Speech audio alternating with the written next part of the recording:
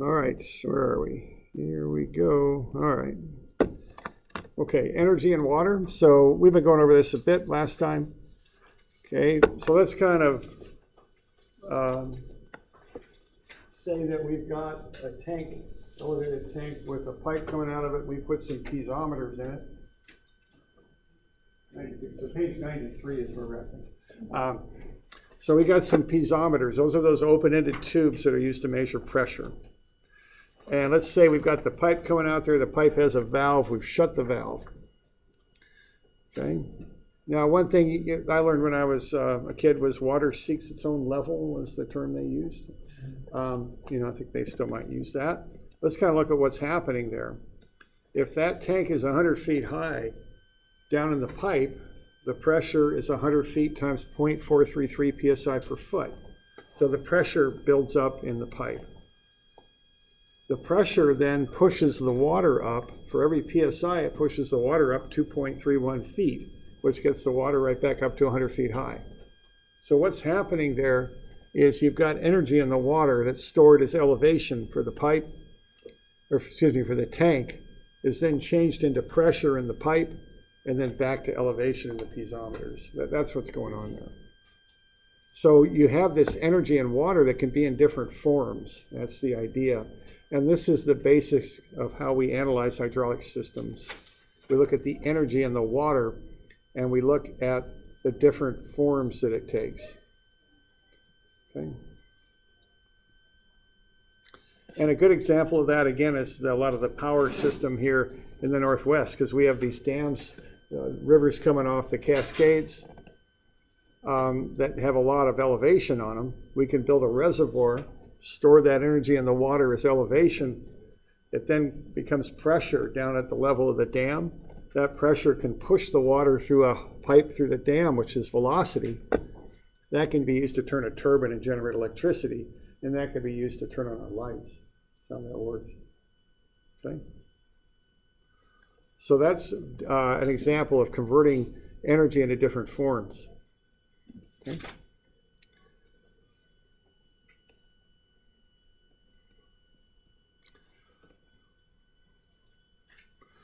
All right, now the term for energy, it goes back to steam engines. It's called head, okay? So you can talk about elevation head, pressure head, and velocity head.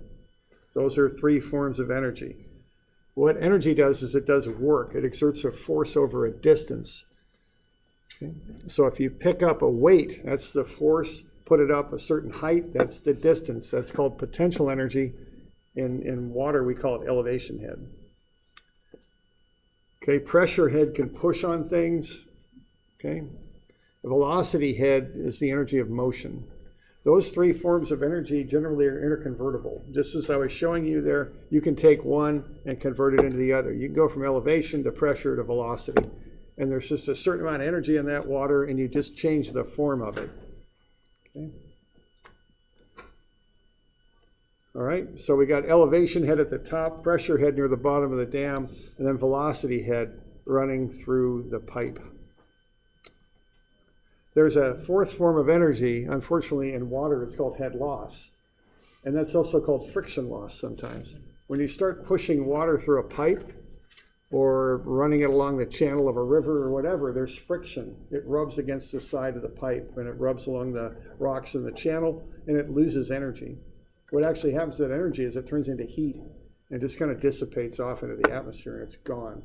Okay, so head loss is the fourth form of energy, and it's the one we don't always like because it causes us to lose energy.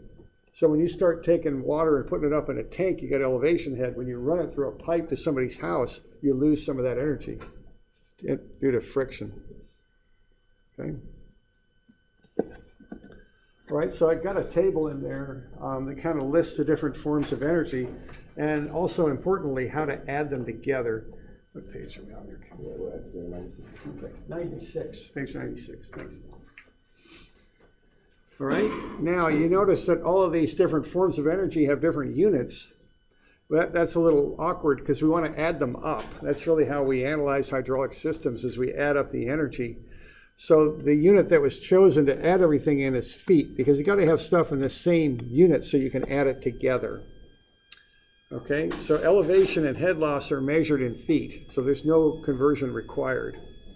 Pressure is in PSI, of course. To convert it into feet, you multiply it by 2.31 feet per PSI, and that gets you feet right there. So if you take your pressure in PSI and multiply it by 2.31, it's in feet, which allows you to add it to the other forms. The last form is velocity, and this is getting into a bit of physics and a bit of calculus, which I don't think we're going to get into, but let's just take it on faith that the energy due to velocity is the velocity squared divided by 2 times the acceleration due to gravity, which is 32.2. So to find velocity head, you square the velocity in feet per second and you divide it by 64.4, and that will get you feet. Kind of the hardest calculation of the bunch right there, but not one to worry about, because often we end up ignoring velocity head. In the kind of systems we're talking about, it often is pretty insignificant when compared to the other kinds, so we don't worry about it so much usually. Okay. So there are the 4 forms of energy we commonly analyze. And the one that's a little different is head loss, because once you're into head loss, it's gone. It's turned into heat and just kind of gone off into the atmosphere, and it's you can't get it back. But the other 3, you can convert between them. Yeah. I remember one of the other classes we had, the only way to get head back into it is like with a pump to re-elevate it to... Yeah. Yeah, that's what a pump does, and that's pretty much the standard way of doing it. Yeah. You know, in lift stations or whatnot, or at least in the field we're looking at. Yeah, right. Yeah, pumps are the way you add energy, right? Okay. Yeah. Okay. All right, let's just look at an example. Let's look at point A here, and let's say we know some things that are happening at that point. Let's say we've got a pressure gauge in there. We got 100 psi.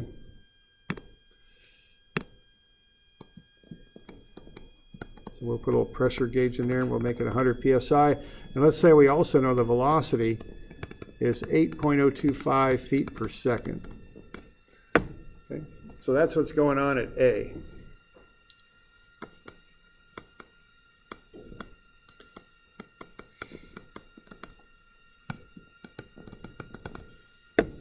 Okay. So let's figure out the total energy at A. All right. So what that involves is converting everything into feet and then adding everything up. That's what you do with that. All right. So if I want to know the total energy at A, I've got to add up elevation head, pressure head, and velocity head.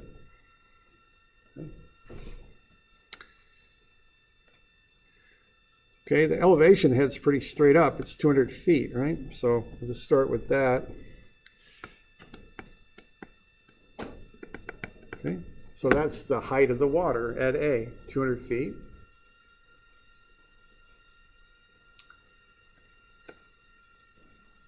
Pressure head, now the trouble with pressure is it's in PSI. I can't add that to feet. You can't add, apples and oranges together, as they say. So let's just go ahead and convert that into feet. Okay, I got 100 PSI, and I know that 2.31 feet is 1 PSI. So if I multiply that out, I get 231 feet. Okay?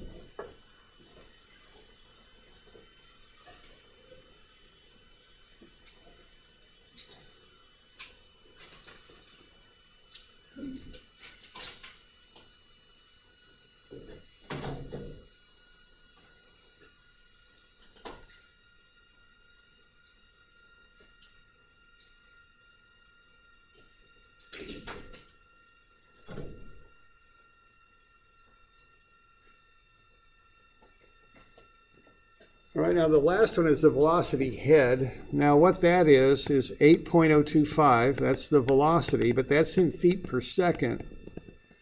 What you do is you square that. So why don't you run that on your calculator and square 8.025. And then we divide it by 2 times 32.2 feet per second squared. So that's 8.025 squared, and instead of 2 times 32.2, what that is, that's 64.4. Okay. So if I got a velocity which is 8 feet per second, how is that for the average velocity in a water system? High, low, medium? Kind of low. That's actually high for it. Yeah. I'd be Sorry, it's been nervous. a long day. Yeah, no, it's fine. I'd be nervous about having water going that fast in a water pipe, okay? It usually goes a lot slower. So this is a high velocity head for the systems we typically work with. And what does it come out to be if you take 1? Yeah, okay? So that's why we often ignore it. It's compared to these other things, it's often pretty low. Okay?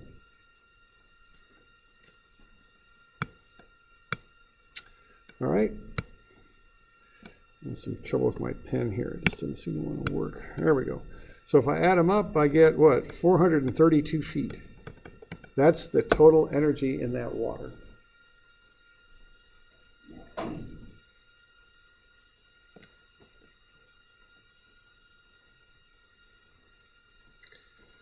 Now, this isn't perfectly accurate, but the way you would want to be thinking about that is, let's say you had that pipe where the pressure at A was 100 psi, the elevation was 200, and the velocity was 8.025 feet per second. If you curved that pipe and took it up to a tank here, something like that, the idea of this, now not quite the reality of it, but the idea is that would be, and if you filled up or pushed that water as high as it could go, that would be 432 feet. That's kind of the idea of what we're doing here. If we took all the energy in that water and converted it into elevation, that tank would be 432 feet high. Okay? That's the concept we're talking about.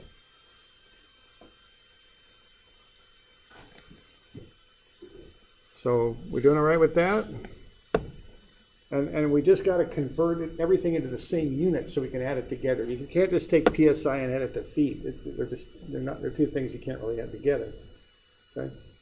So you got to convert the PSI to feet. They picked feet as a common unit, I think because it's simple and easy to visualize. They could have picked any common unit they wanted, but they went with feet. Okay? All right, so, and again, notice, even though the velocity was quite high, the velocity head was low. So a velocity head is often omitted because it's so low and it's kind of hard to calculate, so they just don't bother with it. Okay?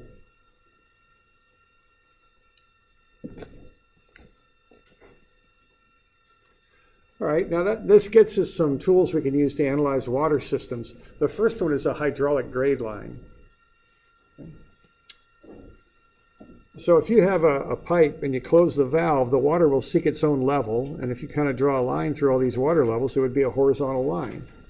Okay? But if you open the valve, you start to get flow, and when you have flow, you have head loss. Okay? So if you open the valve and you start having flow through here, you start burning up some of your energy as head loss. So if you join these points together, they go downhill. And so if you connect the points on these piezometers together, it's called the hydraulic grade line. And you can do that for real piezometers, but probably more realistically imaginary ones. You know, if you kind of imagine all the energy in the water as you go down that pipe is converted into elevation, connect the dots, it's called a hydraulic grade line. Okay.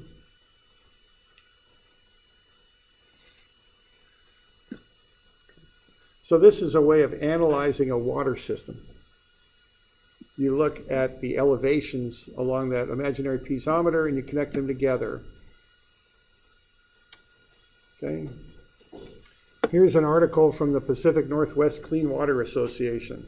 And you don't have that, but they've got a nice map with manholes on a storm sewer. And then they show what's called a profile, kind of a map showing the elevation along that line. And they plot up the energy of the water along that elevation. They've got a buried pipe. Okay, and so what they've got is they've got the hydraulic grade line, and then they also plot the ground surface. All right, and they put them together. Now right here,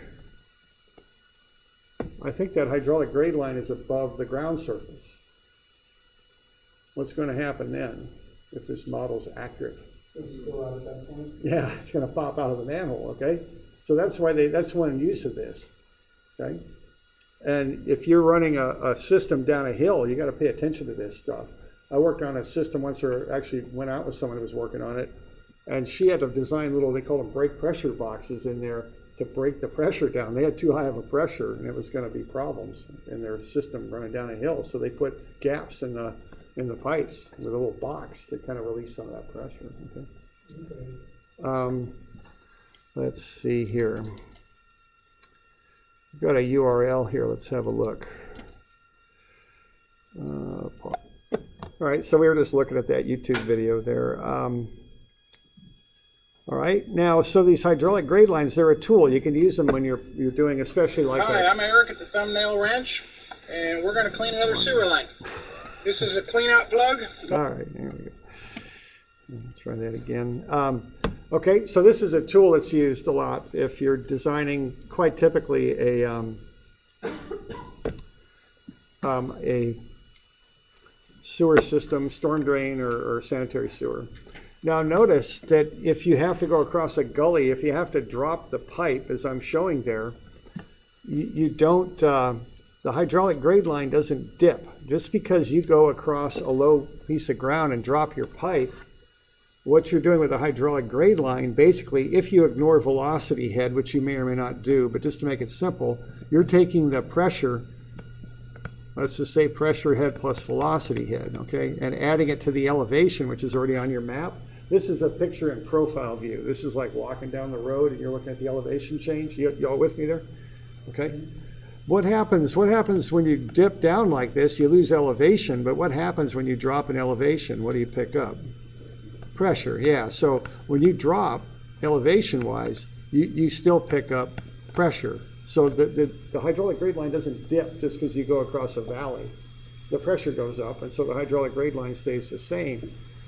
Now that hydraulic grade line is dropping. What's that drop represent? As you work your way to the right, because the flow's to the right. Yeah, it's head loss, okay? So this is the head loss right here. It increases as you get further from the source, okay?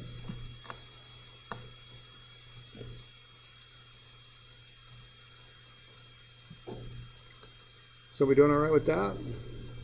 Okay. So I've got a picture where let's draw up a hydraulic grade line.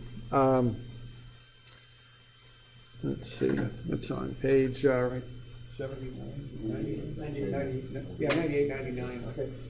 Let's see, do I have the velocity on that, or what does it say? I'm sorry, I just don't. Elevation, pressure, and velocity. Okay, I do have velocity? Okay, and what is the velocity there? It's 5.73 feet per second. 5.73, okay. Now, if that's the same velocity, if that's the same size pipe, if the pipe size doesn't change, what's the velocity anywhere on that pipe?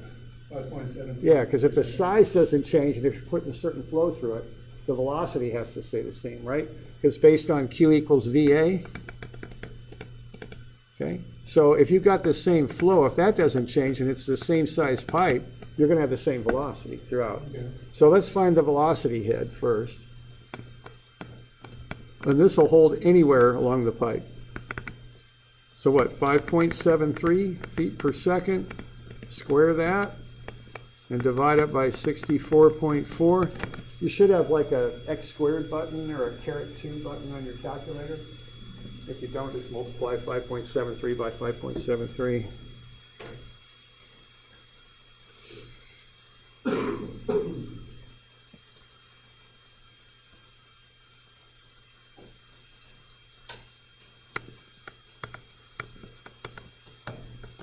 I'm just going to guess that's 0.5 is what it ought to come out to be. All right. So anywhere along that pipeline, we got 0.5 feet of velocity head. So not very much, okay? So let's look at the first one here. For the first one, we've got, what's the elevation at A? Is that 150? Yeah. Okay. And then we've got a pressure of 20 psi. And then what, how many feet per psi? Yeah, so that goes on top, the PSI goes on the bottom, that way it cancels the PSI here. Is that 46.2? And the velocity head is 0.5.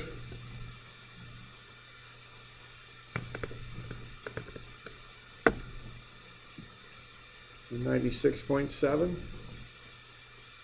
You doing all right with that? Just kind of add those three things together. The velocity head is going to be the same every time.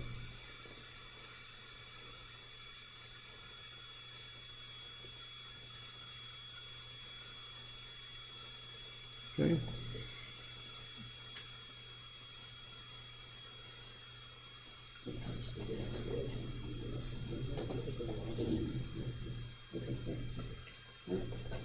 Okay, so what we do to plot this thing up is we start at A and we go up, and actually it's 46.7, right? Because I'm going to include velocity head in there, and plot a point up there, okay, above A.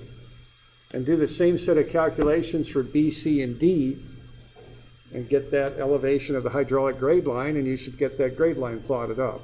That's how you would do this.